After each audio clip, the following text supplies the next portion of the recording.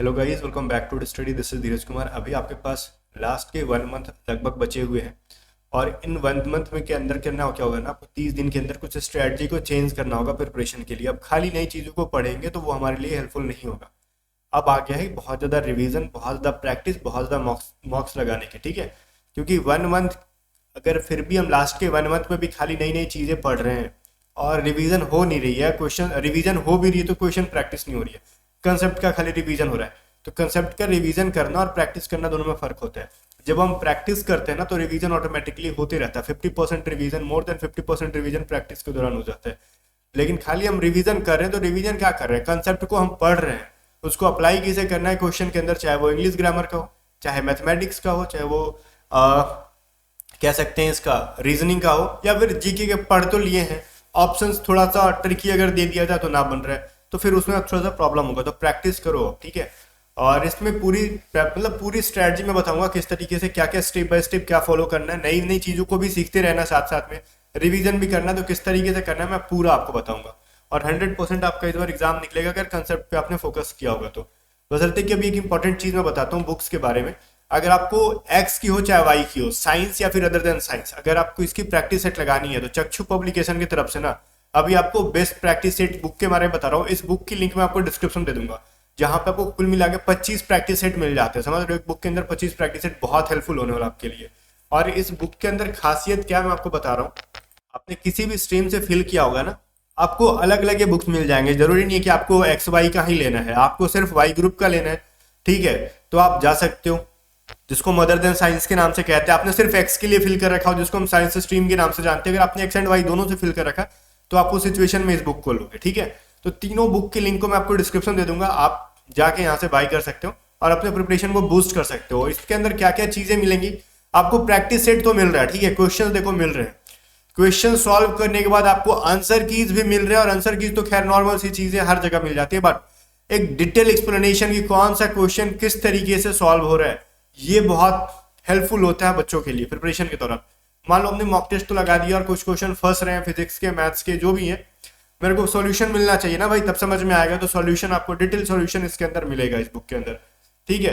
तो आप जाओ, चक्षु पब्लिकेशन की जो बुक्स हैं इसका लिंक मैं आपको डिस्क्रिप्शन दे रहा हूँ प्रैक्टिस सेट के लिए, और अपनी प्रिपरेशन को बेस्ट करो। लास्ट टाइम मॉक टेस्ट लगाना बहुत इंपॉर्टेंट है, ऑफलाइन भी ऑनलाइन भी दोनों लगाओ।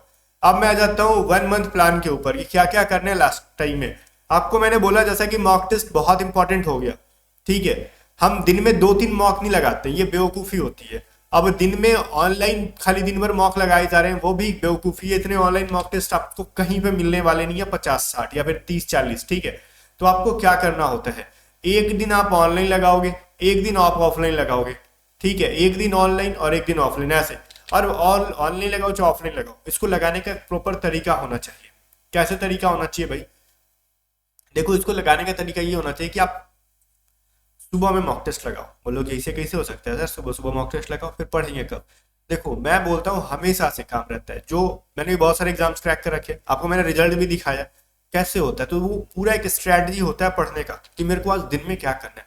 अच्छा ठीक है, बताओ, आप मान जाते हो आप एयरमैन बन जाओगे, अग्निवीर के बाद एयरमैन बन जाओगे। आपको मान लो कभी फाइट का मौका मिला तो क्या करोगे, चले जाओगे लड़ने के लिए और फिर जाके प्लान बनाओगे कि हम बताओ यहाँ पे पहुंच गए, कैसे करें। नहीं, एक प्रॉपर प्लान होता है कि हम क्या क्या करेंगे। हमारे पास एक माइंड मैप होता है, माइंड में मैप होती है, मैपिंग कर लेते हैं कि मेरे को कहाँ जाना है, किस छोर पे क्या चीज़ें हैं और किस तरीके से फाइट की पूरी स्ट्रेटजी होनी चाहिए। वैसी चीज़ें हमारे स्टडी प्लान में भी होनी चाहिए कि देखो मेरे को आज दिन भर में क्या करना है। हम अगले 2 दिन 3 दिन का प्लान लेके अगर चलेंगे ना तो हम फेल हो जाएंगे, क्योंकि मेरे को अगले 2 दिन की प्लान एक दिन में नहीं करनी होती है, मेरे को आज का प्लान करना होता है। और अगर हम रेगुलर बेसिस पे प्लान करते जाएंगे ना तो हमारा ऑटोमेटिकली एक बहुत अच्छा सा बेस तैयार होगा और हम टॉप पे पहुंच जाएंगे। तो सबसे पहले हमारा काम है कि हम डेली बेसिस पे प्लान बनाएं। और डेली बेसिस पे अगर प्लान मेरे को बनाना है भाई, तो सबसे पहले मेरे को आज की प्लान सुबह सुबह फिक्स करनी होगी, बिकॉज मेरे पास काम करने के लिए पूरा दिन बचा है। तो सबसे सुबह में आप 1 घंटे निकाल के, 1.5 घंटे निकाल के प्लान पे फोकस करो। और ये प्लान का हिस्सा है आपका मॉक टेस्ट, जो कि यही आपका प्लान बनाने में पूरा हेल्प करेगा। तो सुबह सुबह अर्ली मॉर्निंग पढ़ाई से पहले आप एक मॉक टेस्ट लगाओ, ठीक है। एक मॉक टेस्ट हमारी आज का दिन फिक्स कर देगा, सबसे पहले फिक्स करेगा, बिकॉज अभी तक हमने जो भी कुछ पढ़ा है मॉक के अंदर हमारा क्या क्या सही हुआ, ठीक है, ध्यान से सुनना, क्या क्या सही हो गया। पूरा मॉक लगा के पूरा मॉक को एक बार आप देखोगे कि हमने क्या क्या सही किया, क्या क्या गलत किया। जो हमने सही किया है क्या हमको वास्तव में वो पता था या फिर हमने तुक्का मार के सही किया है। तुक्का मार के सही हो जाता ना तो ज्यादा खुश नहीं होने का भाई, क्योंकि जरूरी नहीं कि हर बार वो क्वेश्चन आप तुक्का मार के सही कर लो। उसको आपको रखना है कि ये रेड जोन के अंदर हमारे लिए है भैया, उसको भी फाइट करना अपने को उसके ऊपर। ठीक है, अगर आपने तुक्का मार के सही किया तो एक पेपर पे लिखो दिस टॉपिक, ठीक है ये टॉपिक है XYZ नाम का कोई टॉपिक है जिसको मैंने तुक्का मारा है। ठीक है, पूरा ये प्लानिंग होनी चाहिए। सेकंड, ये जितनी चीजें आप गलत कर रखे हो, दो प्रकार की चीजें गलत होती हैं। एक वो जिसको आपने कंप्लीटली स्टडी किया है, रिवीजन की कमी से आपकी गलत हुई है, वो आप ये नोट करोगे। ऐसे चार्ट बनाओ ना, ठीक है, इधर लिख देना तुक्का, इधर लिख देना रिवीजन की कमी, ठीक है, और इधर का ना न्यू टॉपिक जो आपने पढ़ा नहीं है वो। तो तुक्का में कौन सा टॉपिक मार के तुक्का आपने सही किया है, ठीक है, वो चीज देखना, या फिर सही किया तो टिक मार दो, तुक्का मारा है लेकिन सही हो गया, और ये टॉपिक हो गया XYZ, तुक्का मारा गलत हो गया, इस तरीके से। और एक टॉपिक होगा आपने रिवीजन की कमी से सही गलत किया, तो रिवीजन की कमी से कौन सा टॉपिक, ABC नाम का टॉपिक हमने गलती किया है तो वो मैंने लिख दिया। और वो कौन सा न्यू टॉपिक है जो हमने पढ़ा नहीं है, वो हमसे छूटा है या फिर हमने मारा कि भाई तुक्का मार के भी गलत किया, वो चीज हम यहाँ पे लिखेंगे। अब मेरे को इनमें सबसे पहले किस पे फोकस करना है, मेरा ये काम हो गया। 3 टाइप्स के मैंने टॉपिक क्रिएट कर लिए यहाँ पे मॉक टेस्ट के अंदर से, कि या तो मैंने तुक्का मार के सही गलत कर रखा है, या तो फिर रिवीजन की कमी से मैंने गलत कर रखा है, या फिर कुछ न्यू टॉपिक है, या तो हमने उसको जो चीज हमने न्यू टॉपिक है उसको छोड़ दिया, साफ पढ़ा ही नहीं, उनको अभी रहन दो। ठीक है, अगर रिवीजन की कमी से कुछ चीज ज्यादा चीजें गलत हो रही हैं तो सबसे पहले हम फोकस करेंगे जो चीजें हमारी पढ़ी हुई है लेकिन रिवीजन की कमी से हमारी गलती हुई है। भाई एक बात बताओ, मैं ना लाइफ में कहता हूँ ठीक है चलो आपको बहुत सारी चीजें सिखाऊंगा, बहुत सारी चीजें सिखाऊंगा मैं आपको ना, एक दिन के अंदर डॉक्टर बना देता हूँ, एक दिन के अंदर इंजीनियर बना दूंगा, अगले दिन आपको एयरमैन बना दूंगा, अगले दिन मैं आपको ना पायलट बना दूंगा, अगले दिन समथिंग समथिंग, लेकिन पुरानी स्किल्स आप भूले जा रहे हो। ठीक है, एक दिन आपको डॉक्टर बनाया गया था, ले अब अगले दिन किसी का ऑपरेशन नहीं कर पा रहे हो पायलट बनने के चक्कर में। अब अगले दिन आपको क्या इंजीनियर बना दिया गया, आपको प्लेन उड़ाना नहीं आ रहा है। वही चीज है, एक दिन हमने मैथ तो पढ़ लिया, मैथ के अंदर टाइम एंड वर्क तो पढ़ लिया, अगले दिन जब प्रॉफिट लॉस या फिर स्पीड टाइम एंड डिस्टेंस पढ़ रहे हैं तो प्रॉफिट लॉस या फिर टाइम एंड वर्क का कंसेप्ट भूल गए। तो नई चीजों की हम क्या वैल्यू जो हम जिंदगी में करते हैं ना वो बटोरना चाहिए हमको। ऐसा नहीं कि हम कमा रहे उड़ा रहे कमा रहे उड़ा रहे, वो सक्सेसफुल इंसान नहीं होता। तो आप जो चीजें पढ़ रहे हो उसको बटोरो, और बटोरने का एक ही तरीका है रिवीजन। तो आपकी मॉक टेस्ट ने आपको दिन का रूटीन दे दिया कि आपको सबसे पहले उन सभी चीजों की रिवीजन करनी है जो मॉक के अंदर आपकी गलती हुई है पढ़ने के बाद। ठीक है, ये बहुत हेल्पफुल होने वाला गाइस आपके लिए, बिकॉज हम पढ़ रहे हैं उसके बावजूद भी हमारी गलती हो रही है, इसका मतलब कहीं ना कहीं कमी हमारे अंदर है और किसी के अंदर नहीं। हमको पढ़ाया गया है और क्वेश्चन आ भी रहा है तो हम गलत कर रहे हैं। तो हमारा टॉपिक में सबसे पहले ये होना चाहिए कि दिन का डेली रूटीन में कि हम नेक्स्ट 3 आवर्स 4 आवर्स के अंदर जो चीजें हमारी रिवीजन करनी है उनको हम पिकअप करेंगे और उनको रिवाइज करके रख देंगे और ध्यान रहेंगे अगले दिन हमसे गलती ना हो।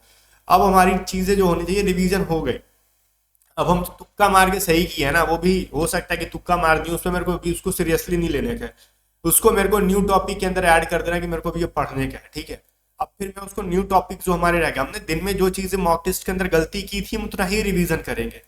ध्यान से सुनो, जो पढ़ी हुई चीज हमने गलती की है उसी को हम रिवीजन करेंगे, अदरवाइज रिवीजन खाली शुरू से लेकर बैठ जाएंगे तो फिर कुछ सिलेबस ही खत्म नहीं होगा कभी। तो मॉक टेस्ट लगाओ, जो चीजें पढ़ी हुई है उनको रिवीजन करो, और उसके बावजूद जो चीजें हमसे नहीं हो पाई या फिर जो चीजें हम बार बार कोशिश कर रहे थे गलती हो रही थी या फिर बन नहीं पा रही है उन चीजों को, या फिर कुछ नई टॉपिक्स को उनको पढ़ेंगे। तो रिवीजन के बाद हमारा अगला पहला टास्क हम ना रिवीजन करेंगे जो चीजें हमसे गलती हुई, दूसरा हम न्यू टॉपिक्स को पढ़ेंगे।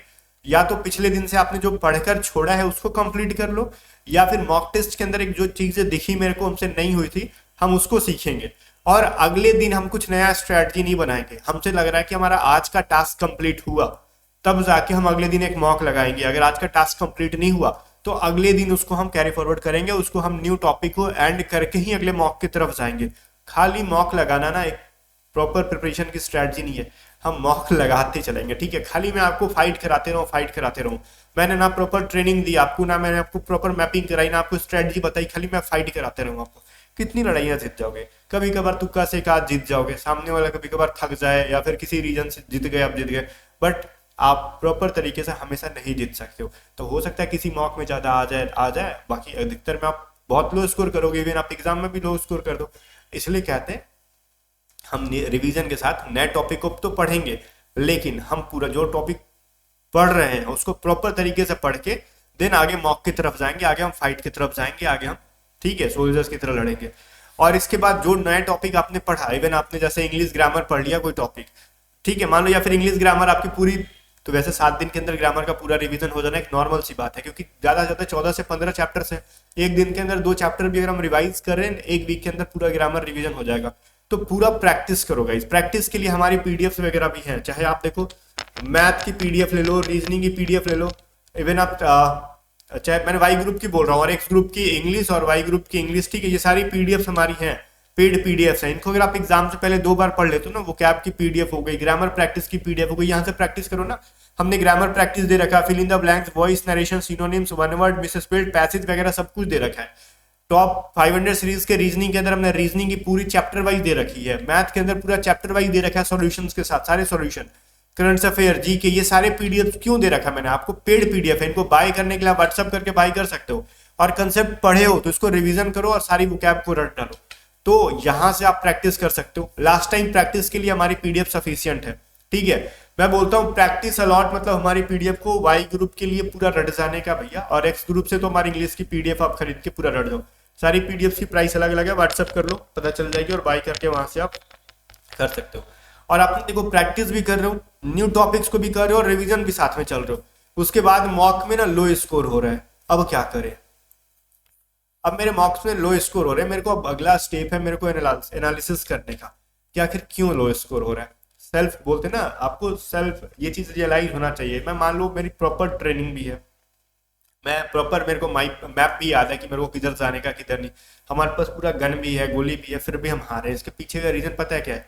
सही टाइम पे सही एक्शन नहीं लेने का रीजन है भैया हारना, ठीक है। जब सब कुछ आपके पास है और सामने वाला जब गोली चला रहा है तो आप उसको देख रहे हो, और जब वो मतलब है ना कि आप देख रहे हो उसको टुकुर टुकुर, और जब वो छुप जा रहा है तो आप आगे फाइट करने लग रहे हो। बहुत सारा गेम खेलो, कभी PUBG, free fire, BGMI, call of duty, यही होता है ना, जब सामने वाला गोली चला रहा है तो आप छुपे रहते हो, और जब वो आया सामने, मतलब छुपा, तो आप पड़पड़ पड़पड़ गोली चलाने लगे। तो वो सीन नहीं। एनालिसिस का मतलब होता है आप सही रियल टाइम एक्शन ले रहे हो कि नहीं ले रहे हो। मतलब देखो, रियल टाइम एक्शन का मतलब ये होता है एनालिसिस के अंदर। हमारी मॉक में मार्क्स कम आने का रीजन देखो क्या होता है सबसे बड़ा ना, कि हम या तो हमने पढ़ा नहीं है, लेकिन फिर भी हमने पढ़ लिया, उसके बाद कम आता तो क्या, तो हम सही टाइम पे एक्शन क्या नहीं ले रहे भैया। कुछ क्वेश्चंस ऐसे होते हैं हम पढ़े हैं, ठीक है, वो टाइम टेकन क्वेश्चन है भाई, हम उसको बना भी सकते हैं भाई, लेकिन हम उसको बना भी रहे हैं भाई, ठीक है। और उसको इतना बना रहे हैं ना कि एक बार में ना बना, 2 बार बना रहे, 3 बार बना रहे, और एक बार में बन भी गया ना तो इतना टाइम लग गया कि आगे आने वाले 4 से 5 क्वेश्चन हमारे छूट रहे हैं। तो ये बताओ, वो क्वेश्चन की गलती, एग्जामिनर की गलती कि आप बेवकूफ? तो मैं बोलूंगा आप बेवकूफ। रीजन, एग्जामिनर 2 से 3 क्वेश्चन ऐसे डालेंगे जिससे कि आप फंसो। वो पता है या तो स्टार्टिंग में डाल देंगे या फिर बीच में डालेंगे, एंड में नहीं डालते हैं। कभी भी एग्जाम में देख लेना, एंड में इजी क्वेश्चन दिख जाते हैं आपको, ठीक है। तो आपको वो स्टार्टिंग या फिर बीच में डाले जाते हैं कि आप फंसो, और इसमें जो फंस के निकल गया भाई, ट्रेनिंग में देखते हो फंसाया जाता है, और उस जो बाधा को, ऑब्स्टिकल को पार करके निकल गया, वही विनर होता है, ठीक है। तो आपको विनर कैसे बनना, जो क्वेश्चन आपके फंस रहे ना उसको फटाक से स्किप, या फिर नेक्स्ट का ऑप्शन आपके पास होता है। मॉक के अंदर ये हैबिट डालो कि मेरे को नेक्स्ट कर जाना है भैया, नहीं बन रहा है भाड़ में हट, तेरे को मैं बाद में देख लूंगा, आगे बढ़ जाओ, ठीक है। ये होता है एनालिसिस, और इन सभी चीजों को जो फॉलो कर रहा है वो बंदा एग्जाम को क्रैक करेगा, अच्छे स्कोर के साथ करेगा।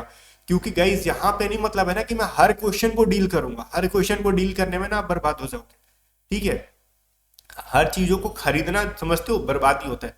हर क्वेश्चन को डील नहीं करना, हर क्वेश्चन को सॉल्व करने के चक्कर में ना बहुत सारी क्वेश्चन छूट जाएंगे। हमको पता है वो चीजें करनी है। देखो मैं बताता हूँ, एक रियलिटी बताता हूँ एग्जाम की, चाहे कोई भी एग्जाम ले लो, अगर 100% में से हम बांट देना तो यहाँ पे 60% पेपर ना हर एग्जाम का इजी होता है, ठीक है। मैं बताता हूँ आपको, 30% पेपर ना मॉडरेट होता है, और 10% क्वेश्चन होते हैं ना बहुत डिफिकल्ट होते हैं। और आपको पता है इसका डिस्ट्रीब्यूशन कैसे रहता है? मैं 60% को ना 30%, ठीक है, सॉरी 20% में बांटो। स्टार्टिंग में 20%, मिड में 20%, एंड में 20%। इस तरीके से मान लो पेपर में तैयार कर रहा हूँ तो मेरे को 60% इजी क्वेश्चन डालने ना, तो मैं इजी क्वेश्चन स्टार्टिंग में डाल दूंगा 20 क्वेश्चन, फिर मिड में 20 को डाल दूंगा, और एंड में डाल दूंगा। 3 पार्ट में मैंने बांटा, 20-20, 60% हो गए। बाकी के जो मॉडरेट क्वेश्चन होते हैं ना, मैं इनके साथ दे दूंगा 10%, 10%, 10%। मेरे कितने हो गए भाई? तो यहाँ पे मेरे को मिल गए 10%, 30% मॉडरेट मिल गया। और इन 10% डिफिकल्ट क्वेश्चन को ना, इनके या तो पहले 2-4% डाल दिया जाएगा, 2-4%, 3-3% के हिसाब से भी मान लो 3.3% के हिसाब से। इस तरीके से डिस्ट्रीब्यूशन किया जाता है ना बीच बीच में डालने का, कि वो पेपर का पूरा ना पूरा कबाड़ा कर देते हैं ये 10%। ये ऐसा फील करा देते हैं ना कि एग्जाम बहुत डिफिकल्ट था। ऐसा पता है क्यों? आपको स्टार्टिंग में भी दे देंगे एक आध क्वेश्चन के बाद, या फिर फर्स्ट क्वेश्चन ही ऐसा दे दें जिससे कि आप डर जाओ, और आपको वहीं से माइंड में बैठ के ना पेपर डिफिकल्ट है क्या, पेपर डिफिकल्ट है क्या, आप फिर भी उसको बना रहे हो, सॉल्व किए जा रहे हो, और फिर जैसे 3-4 क्वेश्चन इजी मिला, फिर एक आध क्वेश्चन सड़े हुए मिल गए जो कि हमसे हिल ही नहीं रहा, हिल ही नहीं रहा। फिर जो हमारे माइंड में बैठ गया था स्टार्टिंग में ना कि पेपर डिफिकल्ट है क्या, अब थोड़ा थोड़ा विश्वास पे बदलने लगेगा कि सच में पेपर डिफिकल्ट है। और फिर जैसे उसको भी आप टैकल करके जा रहे हो, और लास्ट में टाइम कम रहता है और क्वेश्चन भी हमारे पास रहते हैं, और लास्ट में वैसे क्वेश्चन एक आध मिल जाते हैं ना, तो पूरा कंफर्म हो जाते हो आप कि पेपर तो डिफिकल्ट था। लेकिन पेपर डिफिकल्ट नहीं था भैया, आपकी स्ट्रैटेजी लो थी।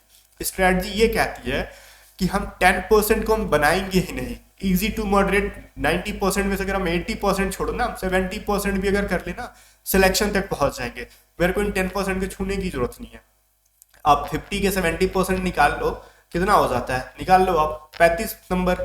ठीक है, अगर आप रो स्कोर भी 35 कर रहे हो वाई ग्रुप में, ठीक है ना, तो आपकी मतलब मैं बोल रहा हूँ इजी टू मॉडरेट जो बना लेता है 35%, तो उसके स्कोर चले जाते हैं कहीं ना कहीं 38 से 39 तक। और ठीक है, अगर पेपर का लेवल यही रहा कि मैक्सिमम स्कोरर 35% के आसपास है, तो उनका कट ऑफ भी देख लो 33-34 के आसपास जाएगा, मैक्सिमम स्कोरर अगर 35% के आसपास है तो। ठीक है, और कभी कभार हो सकता है कि मॉडरेट और डिफिकल्ट बहुत कम हो जाए, इजी बहुत ज्यादा हो जाए, तब उस सिचुएशन में 40 के आसपास पहुंचेंगे कट ऑफ।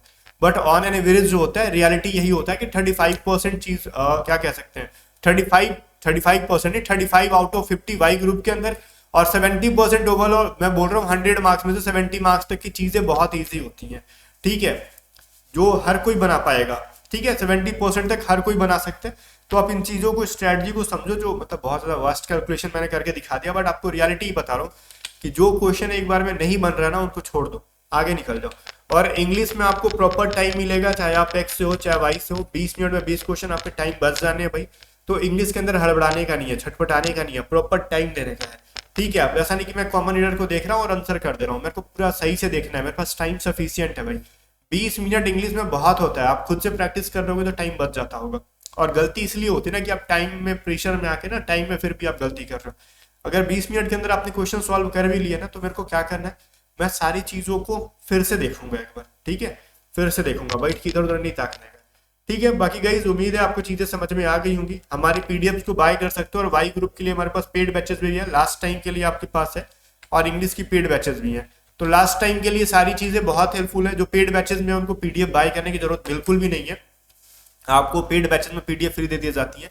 बाकी प्रिपरेशन में जान लगाए रखो, मेरी तरफ से जितना भी हो सका मैंने आपको बेस्ट से बेस्ट क्वालिटी चीजें बताई हैं यहाँ पे, जो कि एक एस्पिरेंट ही बता सकता है, जो कि मैं खुद भी AFCAT, coast guard assistant commandant, SSC CPO 2 बार क्रैक कर रखा मैंने, आपको वो भी दिखा रखा रिजल्ट। ठीक है, इससे पहले एसएससी जीडी वगैरह, एयरफोर्स वाई ग्रुप की रिजल्ट भी मैंने दिखाई थी। ये सभी चीजें मैंने क्रैक की हैं इसी बेसिस पे। ऐसा नहीं कि मैं बहुत ज्यादा विद्वान हूँ, विद्वान कोई नहीं होता। पढ़ना आज भी मैं पढ़ता हूँ बहुत ज्यादा, पढ़ना पड़ेगा, बिना पढ़े कोई विद्वान नहीं होता भाई। बिना रिवीजन के, अगर मैं खुद रिवीजन करना अगर 2 महीने छोड़ दूं ना, तो मैं आपको पढ़ाने के लायक नहीं बनूंगा, मैं सब कुछ भूल जाऊंगा। जब मैं पढ़ता हूँ आपके लिए, तो अपने लिए नहीं पढ़ सकते हो, पढ़ा करो। मिलते हैं नेक्स्ट वीडियो में, तब तक ले बाय बाय। वीडियो को लाइक करके शेयर कर देना।